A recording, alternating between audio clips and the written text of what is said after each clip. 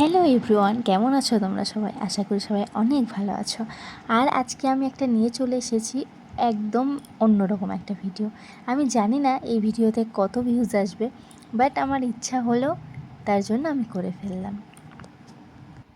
জানো তো, ছোটোবেলায় আমি যখন স্কুলে যেতাম তখন আমার বান্ধবীরা, মানে আমি নিজের মতো নিজেই ট্যাটু করতাম, তো ওরা বলতো আমাকে একটু করে দে না, আমার হাতে একটু করে দে না, আমার খুব ভালো লাগে ট্যাটু করতে, প্লিজ একটু করে দে না। তখন থেকেই এই ট্যাটু করার অভ্যাসটা আমার।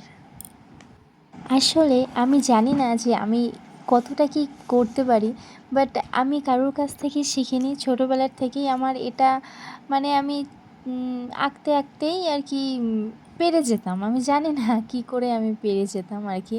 তো ওদের ওটা খুব পছন্দ হতো, তার জন্য সবাই, মানে এমন হতো এক একটা দিন যে আমার হাত ব্যথা হয়ে যেত, তাও আমি ওদেরকে করে দিতাম। মানে আমার এতটাই ভালো লাগতো, আর ওদেরও ট্যাটু করতে এতটাই ভালো লাগতো। আর তখন তো আমরা খুবই ছোট, মানে তখন আমরা খুবই ছোট বলতে তখন আমরা 9, 10, 11 এরকম ক্লাসে আর কি পড়তাম।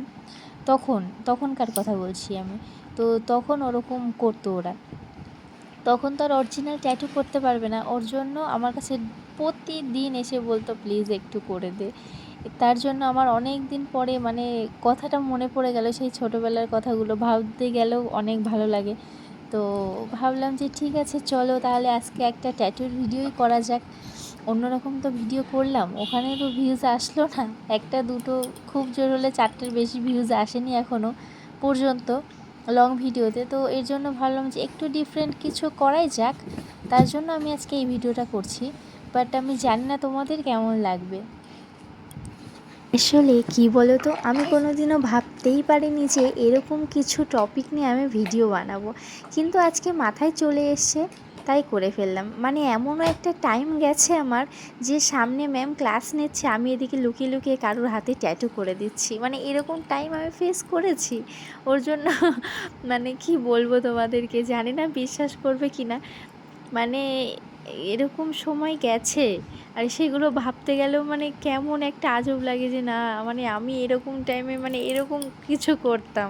তো সেটা মাথায় রেখে আমি আজকে এই জিনিসটা তোমাদের সাথে শেয়ার করছি।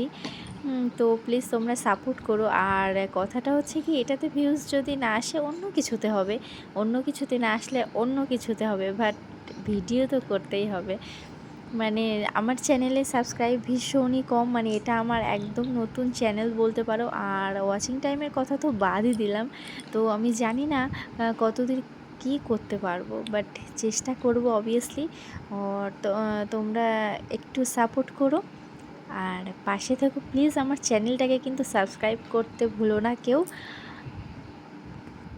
ও, তোমাদের তো আরেকটা কথা বলাই হলো না, জানো তো আমি একদিন ট্যাটুর জন্য মানে বকা খেয়েছি এমন পরিমাণে। শুধু বকাই না, আমাকে ক্লাসরুমের বাইরে কান ধরে দাঁড় করিয়ে রেখেছিল আমাদের ইংলিশ টিচার, তার নাম হচ্ছে সুলেখা ম্যাম। মানে কি বলবো তোমাদেরকে, মানে উনি ভীষণ স্ট্রিক্ট ছিল, মানে ভীষণ বলতে ভীষণ। মানে যদি তুমি ট্যাটু তো দূরে থাক, যদি তুমি ওনার ক্লাসে কথা, অনলি ফর কথা যদি বলতে, তাও উনি মানে সারা ক্লাস দাঁড় করিয়ে রাখতো।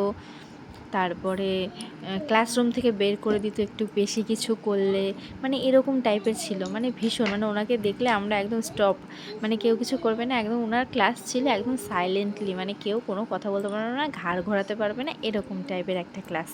তো সেই ক্লাসে বসে আমি ট্যাটু করছি। মানে আমাকে যে কে দিল এই সাহসটা আমি জানি না, বাট আমার এতটাই সাহস ছিল সেই সময়, মানে আমি ওনার ক্লাসে বসে ট্যাটু করছি।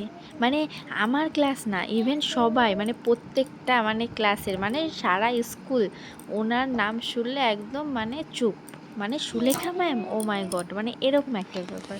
সেখানে বসে আমি ট্যাটু করছি, বুঝতে পারছো তো। এইবার সেখানে উনি আমাকে দেখেছে যে আমি একজনের হাতে ট্যাটু করছি, এবার আমাকে ডাক দিয়েছে, বলছে কি করছো? আমি বলছি ম্যাম কিছু না। বলছে সত্যি কথা বলো, কি করছো? আমি এবার সত্যি কথাটা বলে দিয়েছি। হ্যাঁ, এবার বলছে যে বেরিয়ে যাও ক্লাসরুম থেকে। এবার আমি না, মানে